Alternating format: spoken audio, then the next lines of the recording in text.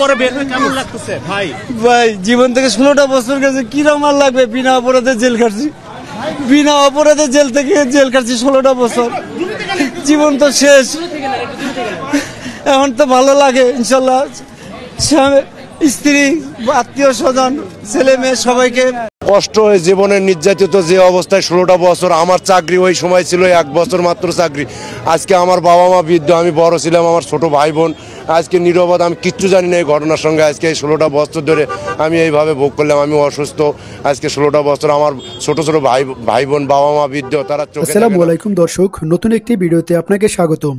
দর্শক, ভিডিও শুরুটা দেখেই কিন্তু বুঝতে পেরেছেন আজকের নিউজটা কতটা গুরুত্বপূর্ণ হতে চলেছে। তাই বলবো, যারা ভিডিওটি দেখছেন না টেনে সম্পূর্ণ ভিডিওটি মনোযোগ সহকারে দেখতে থাকুন, তাহলে আজকের বিষয়টা বুঝতে পারবেন। চলুন দেখে আসি আজকের সেই কাঙ্ক্ষিত ভিডিওগুলো। তার আগে বলবো, যারা এখনও চ্যানেলটি সাবস্ক্রাইব করেননি অবশ্যই সাবস্ক্রাইব করে পাশে থাকা বেল বাটনটি অন করে দিবেন। আর যারা ইতিমধ্যে সাবস্ক্রাইব করেছেন তাদেরকে অসংখ্য ধন্যবাদ। তো চলুন দর্শক, ভিডিওতে একটি লাইক দিয়ে ধারাবাহিকভাবে সবগুলো ভিডিও দেখে আসি। লাগবে বিনা অপরাধে জেল কাটছি, বিনা অপরাধে জেল থেকে জেল কাটছি 16টা বছর। জীবন তো শেষ, এখন তো ভালো লাগে ইনশাল্লাহ। স্ত্রী, আত্মীয় স্বজন, ছেলে মেয়ে সবাইকে দেখতেছি, এখন ভালো লাগবে খোলা বাতাসে। আপা এতদিন পরে জড়াই ধরলেন, কেমন লাগলো? অনেক ভাই, ভাষা প্রকাশ করার মতো না, না পাওয়া জিনিস ফিরাই পাইছি ভাই। সামান্য সমস্ত ভাইরা এবং যারা দেশের জন্য এবং স্বৈরাচার হাসিনাকে দেশ থেকে তাড়ানোর জন্য যারা রক্ত দিছে এবং তাদের আত্মার মাগফিরাত কামনা করি। আমার ওই সমস্ত ভাইদের জন্য দোয়া করি, যারা বিডিআর ভাইরা আমাদের মতো নির্দোষ জেলে আছে এবং যারা অন্য কারাগারে আছে, প্রত্যেকটি ভাই যেন আমাদের মুক্তি পায়। আমরাও মুক্তি পাইছি, আমরা ওই সমস্ত ভাইদের মুক্তি চাই। আমরা দেখছি যে বাচ্চা কাচ্চা সহ অনেকে এসছেন বা জড়িয়ে ধরছেন অনেকদিন পরে কেউ তার স্ত্রীকে জড়িয়ে ধরছেন, সন্তানকে জড়িয়ে ধরছেন। আসলে এটা আসলে ভাষায় প্রকাশ করার মতো না যে হত্যা মামলা থেকে খালাসপ্রাপ্ত হওয়ার পরেও তারা দীর্ঘদিন ধরে বিনা অপরাধে তারা কারাবরণ করছিলেন। সবশেষ তারা এই যে মুক্তি পেলেন। 16 বছর পার হয়ে গেল। 16 বছর পার হয়ে গেলে যখন আমার চাকরি 30 বছর, তখন সারা বাংলাদেশে যে 18,500 বিডিআর আমরা চাকরিচ্যুত হয়েছে, ওরা তো সন্তান স্ত্রীর কাছে ছিল, ওদের কষ্টটা একটু কম হলেও তারাও বিভিন্ন জায়গা মানে লেবারগিরি করে এমনকি চাকরি। তাই এই দেশবাসীর কাছে, সবার কাছে আমার আকুল আবেদন, আমরা জেলে যারা নিরপরাধ তাদেরকে মুক্তি, এবং অনেকে হুইল চেয়ার নিয়ে হাঁটতেছে, দেখেন জেলের ভিতরে কষ্টে আছে এবং অনেক লোক মারা গেছে। তা আমি সবার কাছে এটাই বলবো, দেশবাসীর কাছে, আমরা যাতে হারানো সম্মানটা ফিরে পাই। তাহলে আমার বয়স 65, যে কদিন বেঁচে থাকবো গর্বের সাথে বলতে পারবো যে আমি নিরপরাধ ছিলাম। 23 বছর 6 মাস চাকরি করেছি। 17 বছর, 16 বছর। না, এটা হলো আপনার বিস্ফোরক মামলা, খালাস না জামিন পেয়েছে আর কি। কারাগার তো কারাগার, এখানে পরিবেশের কথা কি? কারাগার তো কারাগার, এখানে যতই ভালো থাকেন এবং যতই আরামে থাকেন, এখানে কোনো শান্তি নেই। শান্তি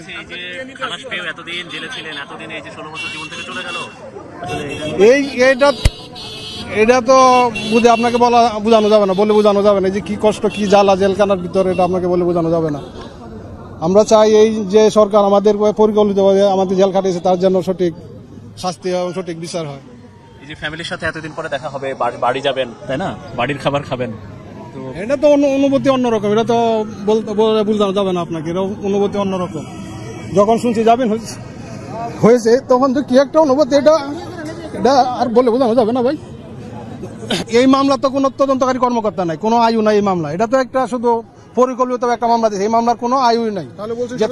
এটা ষড়যন্ত্র মামলা, সম্পূর্ণ এটা ষড়যন্ত্র মামলা। এটা কোনো তদন্তকারী কর্মকর্তা দেয় শাস্তি চাই।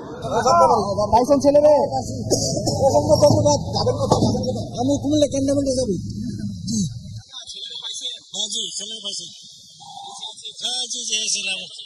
এক বছর চাকরি নিয়েছে না বললে আমাকে বলছে, বলে রাজু আমি বলছি কলেজে গেছো তুমি, ওই কর্মকর্তা কর্মচারী কেন দেন? আমি যদি চাকরি না যাই কোটা তো আর খালি থাকবে না, কোনো মারভুত না কোনো মারভুত আসবে। কেমন লাগতেছে ছেলে পাইয়ে খুব আনন্দ লাগতেছে। ছাত্র আন্দোলন এবং ডক্টর ইউনূস সাহেবের অসংখ্য ধন্যবাদ। ওনারা না আসলে জীবনে আমি ছেলে পাইতাম না। ছেলে হারাই গেছিল, কোনো দাম পাইতাম না আমরা।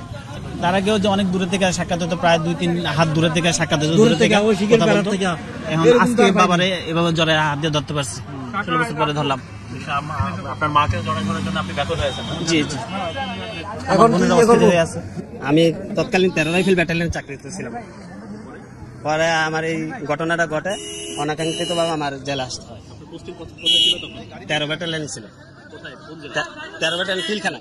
আমি 16 বছর হয়েছে, আমার মাসের 22 তারিখ হইলে 16 বছর হবে আর জেলে। জি, আর কি বলবো, আল্লাহ তাআলা আসলে যার কপালে যেভাবে রাখে, আমার হয়তো ভাগ্যে ছিল, এই জন্য হয়তো ছিলাম।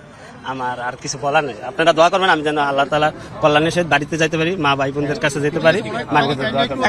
আমি 57 জন অফিসার, আমাদের দেশপ্রেমী অফিসার শহীদ হয়েছেন, তাদের স্মরণ করছি, তাদের আত্মার মাগফিরাত কামনা করছি, তাদের পরিবারের সাথে আমি সমবেদনা জানাচ্ছি।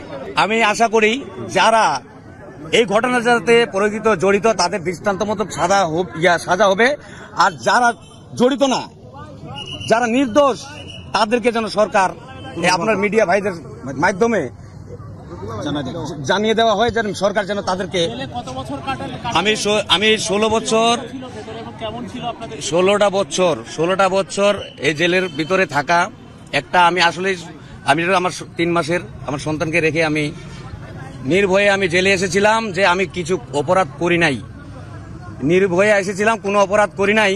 আমাকে বিনা বিচারে রাখছে, আমি সম্পূর্ণ নির্দোষ ছিলাম। হয়তো 2013 সালে আমাকে নির্দোষ প্রমাণিত করে জজ কোর্টে একটি মামলা রায় দিয়েছে। আমি বিস্ফোরক মামলার জন্য আমি এই কয়েকদিন কারাগারে ছিলাম।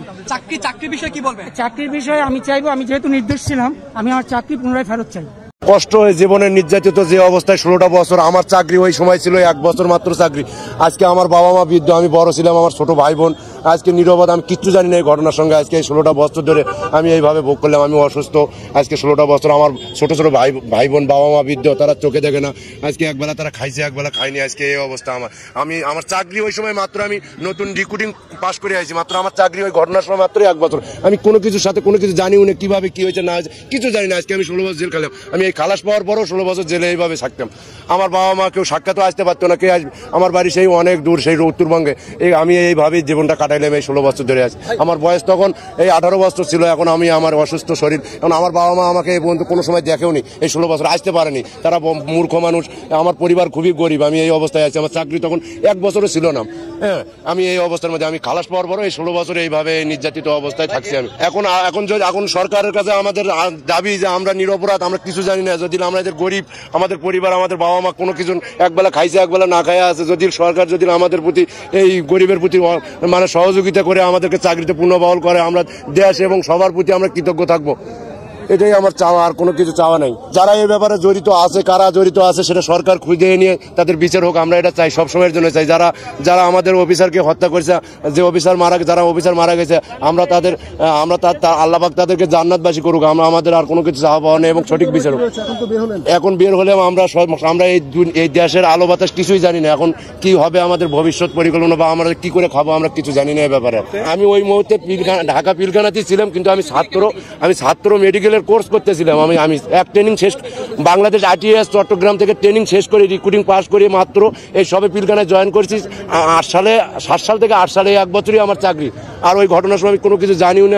আজকে আমার বাবা মা বৃদ্ধ মানুষ, আমার মা চোখে দেখে না, আমি বড় ছিলাম, আমার 2টি ভাই বোন আছে, তারাও আজকে অসহায়। সবাই আমরা 16 বছর ধরে এই মানবতার জীবনযাপন করতেছি। এখন আমার আর কোনো চাওয়া পাওয়া নেই। এখন বের হয়েছি এই অবস্থা আমার, আমি কি করে খাবো, কি কর্ম খাবো, কারণ আমার জায়গা জমিও নেই, শুধু বাড়ির ভিটা ছাড়া, ঘরও নাই আমার কোনো ঘর বাড়ি কোনো কিছু নেই। আমার যখন দাড়ি মোচ ওঠেনি তখন আমি এই ডিপার্টমেন্টে আসছিলাম। আমার এই ঘটনার সঙ্গে আমি কোনো কিছু জানিও না, কোনো কিছু কিভাবে কি আমি এটাও বলতে পারবো না। আমার সম্পূর্ণ ষড়যন্ত্র শিকার, কিভাবে কি তাও জানি না।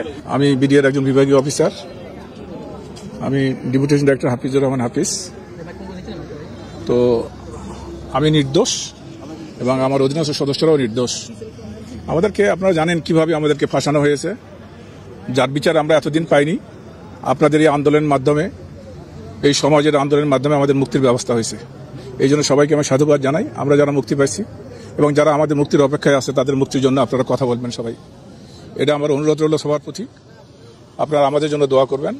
আমার একটা সন্তান ডাক্তার, তার চাকরি এই দেশে হচ্ছিল না, এখন হলো। সে লন্ডনে থাকে, আসছিল দেখা করতে। ছুটির জন্য আবেদন করলে তার ছুটি হয় নাই, সে আবার লন্ডনে চলে গেছে, স্বামী সন্তান নিয়েই থাকে ওখানে। তার জন্য দোয়া করবেন। আর সমস্ত বিডিআর যাতে মুক্তি পায়, তারা যেন সুবিচার পায়, তারা যেন চাকরি ফেরত পায়, তার জন্য আপনারা সবাই একযোগে আমাদের জন্য কাজ করবেন। আপনারা কাজ করছেন, আর বাকি কাজটুকু করবেন। যারা নিরীহ বিডিআর এখনো বন্ধ অবস্থায় আছে, যাদের দেখার অনেক পরিবারের কেউ নেই, আমারই নাই কেউ, আমার পরিবারের তেমন কেউ নেই।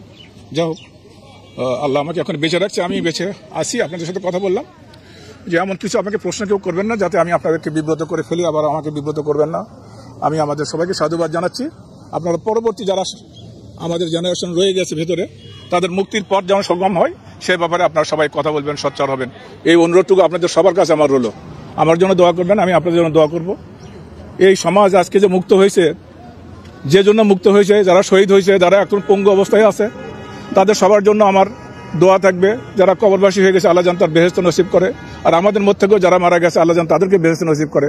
যারা বেঁচে আছে, অসুস্থ অবস্থায় আছে, অনেকে চিকিৎসা করতে পারছে না, চিকিৎসা হয় না, লং টাইম লাগে। তো চিকিৎসার অভাবেই অনেকে মারা যাচ্ছে, সুচিকিৎসা সম্ভব হচ্ছে না। জেলবন্দি থেকে চিকিৎসা করা খুবই কঠিন। তো যা হোক, যে অবস্থায় আসছে, একটা জিনিস দ্বার খুলে ফেলছে। এখন হয়তো বাকিটা আপনাদের চেষ্টায়, আপনাদের কথায় হয়তো অনেক কিছু উন্মোচন হবে। তো আমি আশাবাদী আপনারা মুখ খুলে কথা বলবেন। এখানে ভয়ের আগে কিছুই নাই। আমার এখন ভয়ের কিছু নেই। আমার জীবন শেষ পর্বে, আমার 70 বছর বয়স। আমি 8 সালে অফিসার হয়েছিলাম, তখন আমি র্যাবে ছিলাম। যাই হোক, আল্লাহ পাক আমাকে যে কোনো কালের কর্মে নিয়ে আসছে এখানে জেলখানায়। 16টা বছর আমি জেলের গায়ে টেনে গেলাম। আমি হারাইছি পরিবারের সবাইকে, এখন শুধু আল্লাহ আমাকে রাখছে। বলছে বাবা হারাইছি, মা শয্যাশায়ী, জানি না বেঁচে আছে কিনা জানি না, আমাকে সেভাবে বলা হয় না। আমার এখন আমি পাবো কিনা সে কথা ক্লিয়ার বলা হয় না। সন্তান দেশের বাইরে আসছিল, 28 তারিখে জামিন হওয়ার কথা ছিল, ওই সময় আসছিল যে জামিনটা করে। আর এদিকে সরকার আবার এদিক দিয়ে হাইকোর্ট, সুপ্রিম কোর্ট তাকে যোগদানের সুযোগ দিচ্ছে। সে বিশেষ কর্মকর্তা হিসেবে যোগদান করার জন্য আসছিল। আমার বাড়ি বগুড়া, আমি বগুড়া গাবতলীতে বাড়ি, এটা আমার দোষ। আমি কোনো অবশ্যই ক্ষতিপূরণ চাই। আমি নির্দোষ, খালি এইভাবে নির্দোষ না। আমি বিডিআর দাওয়াতে আসলাম, র্যাব থেকে দাওয়াত খেতে। আমার সন্তান তখন খালেদা জিয়া মেডিকেল কলেজে পড়তো। আমি বিভাগীয় কর্মকর্তা হিসেবে পোস্টিং ছিল ফেনীতে। আমাকে এই ধরনের নাটক সাজায় আমাকে এখানে রাখা হয়েছে। আমি এই 16 বছর, আমার কোনো সাক্ষী নাই, কিচ্ছু নাই। আমি পূর্ণ সুযোগ সুবিধা চাই আপনাদের মাধ্যমে, দেশবাসীকে জানাই, বিশ্ববাসীকে আমি জানাতে চাই যে আমি নির্দোষ, আমি নির্দোষ, আমি নির্দোষ। আমার সাবঅর্ডিনেট সদস্য যারা আছে তারাও নির্দোষ। এটা চালিয়ে আমরা বিভিন্নভাবে আটকে গেছি, আমাদের আটকে ফেলা হয়েছে, আমাদের মুখ বন্ধ রাখা হয়েছিল, আমরা মুখ খুলতে পারি নাই। আপনাদের মাধ্যমে আজকে মুখ খুলে কথা বললাম। আমি চাই আপনারা আমার এই মুখ খোলা কথাটুকু সবার কাছে জানাই দেবেন, আমরা নির্দোষ ছিলাম, আমরা নির্দোষ ছিলাম, আমরা নির্দোষ ছিলাম। আমাদের মামলাটা যদি একসাথে রায় হতো তাহলে আমরা অনেক আগে আমরা চলে যেতে পারতাম, কিন্তু আজকে এই মামলাটা পৃথক করে দিয়ে, বিস্ফোরক মামলাটা পৃথক করে দিয়ে আজকে আমরা ধ্বংস হয়ে গেছে, জীবন শেষ। আপনাদের বয়স তো অনেকই পার হয়ে গেছে, সেক্ষেত্রে নতুন কোনো কর্মসংস্থান বা এই বিষয়ে সরকারের কাছে আপনাদের কোনো দাবি আছে? দাবি বলতে আমরা আমাদের চাকরি ফেরত চাই। আমরা দর্শক, আমি আশা করি আপনি সবগুলো ভিডিওই মনোযোগ সহকারে দেখছেন।